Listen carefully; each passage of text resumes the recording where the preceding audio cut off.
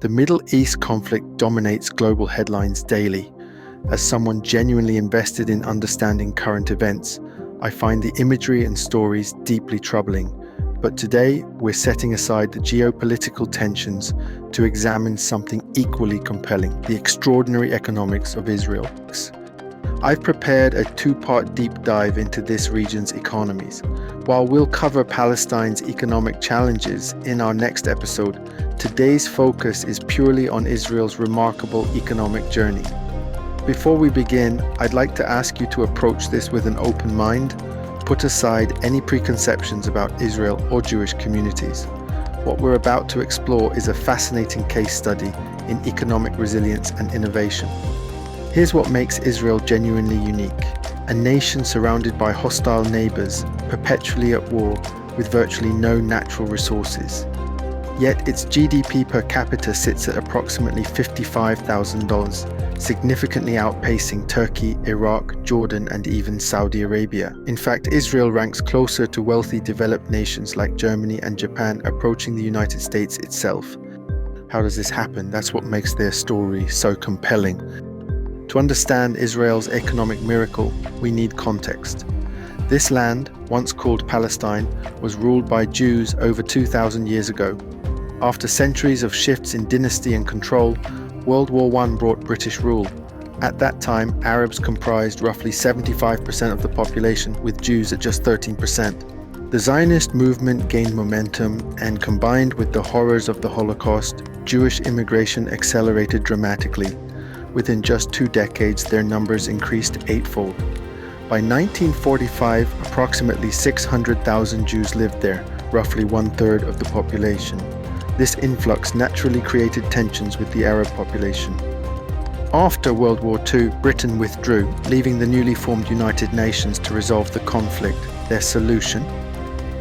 UN Resolution 181 divided the land into 2 states, though the boundaries resembled more of a jigsaw puzzle than a practical partition. Jews welcomed this international recognition and declared independence in 1948. Arab nations surrounding Israel did not. The neighboring Arab countries, Egypt, Iraq, Jordan, Syria, Lebanon, attacked immediately. Israel survived what became the First Middle East War, actually controlling more territory than the UN had originally allocated. Approximately 700,000 Arabs were displaced during this conflict, an event Palestinians called the Nakba, or catastrophe. Israel's early economy faced impossible odds.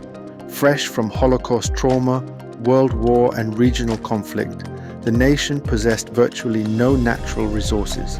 It imported energy, and water remained scarce. The economy was essentially on the brink of collapse. Yet Israel held 2 crucial cards. First, German reparations. In 1952, West Germany agreed to pay Israel 3 billion marks over 14 years, equivalent to more than 4/5 of Israel's entire GDP at the time. This wasn't just government revenue, this was the majority of national output.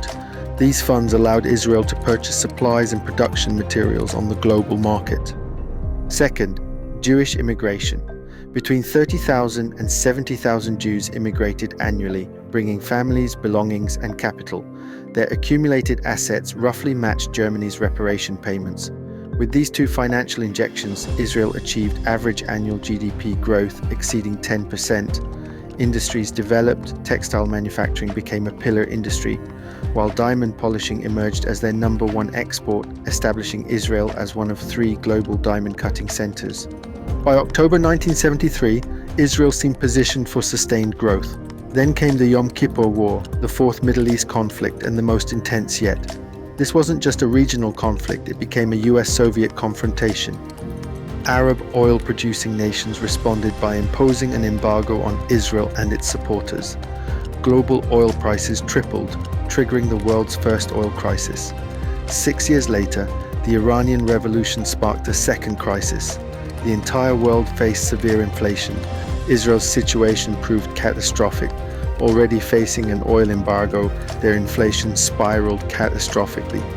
By 1984, inflation reached 450%. Prices quadrupled every year. Sound familiar? Venezuela today faces similar numbers. This decade following the Yom Kippur War became Israel's lost decade. A legendary figure emerged, Shimon Peres. Born in 1923, Peres embodied Israeli political pragmatism. He shuffled between defense, foreign affairs, finance, always the crisis manager called when situations demanded decisive action. In 1984, with inflation threatening to reach 1,000%, Peres became prime minister again. His response was ruthless. First, he slashed government spending dramatically, cutting it by half within 3 years. Second, he made the Bank of Israel completely independent, freeing it from political pressure to focus solely on inflation control. Third, he raised interest rates to 100% to combat hyperinflation. Fourth, he negotiated price controls and wage limits with unions while devaluing the currency. This combination achieved something remarkable. Within 2 years, hyperinflation dropped below 20%. It sounds impossible, but Israel pulled it off. Peres later helped broker peace treaties with Jordan and the Oslo Accords with Palestine, though lasting peace remained elusive. Stabilizing inflation was necessary but insufficient. Israel still needed a competitive advantage.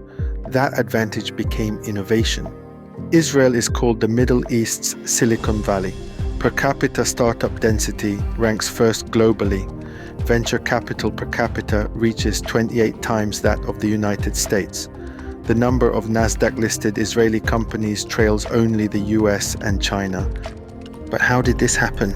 Initially, the government invested directly in startups through grants and interest-free loans. When that approach failed, many startups crashed despite funding. They pivoted.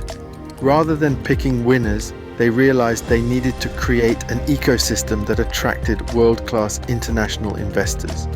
In 1993, the government launched the Yozma project. The Yozma project allocated $100 million strategically. $20 million went directly to high-tech companies. The remaining $80 million was divided into 10 funds. Each received $20 million, 40% from government, 60% from foreign investors. Here's the genius. Foreign investors kept 100% of profits and could purchase the government's 40% stake at minimal cost. If investments failed, the government covered losses. For overseas investors, it was essentially a free opportunity. The results were extraordinary. By 2000, venture capital funds grew from 20 to 513. The number of investment banks expanded from 1 to 28. Israel now hosts over 6,000 startups, predominantly high-tech companies in specialized sectors. You might wonder why you haven't heard of major Israeli tech giants. The answer reveals Israeli strategy. Most Israeli companies don't become giants. Instead, dozens of elite developers create breakthrough technology and sell to tech titans like Microsoft and Google for hundreds of millions or billions of dollars. Examples: Mellanox, an Israeli chip company, sold to Nvidia for $6.9 billion in 2020. Autonomous driving company Mobileye sold to Intel for $15.3 billion. Waze, the GPS navigation company, sold to Google for $1.3 billion. These founders and investors profit enormously without bearing the massive costs of building consumer-facing markets from Israel's geographic distance. Technology and capital matter, but culture matters equally. Jewish culture emphasizes education, hard work, similar to East Asian values. The crucial difference? It equally emphasizes business and risk-taking.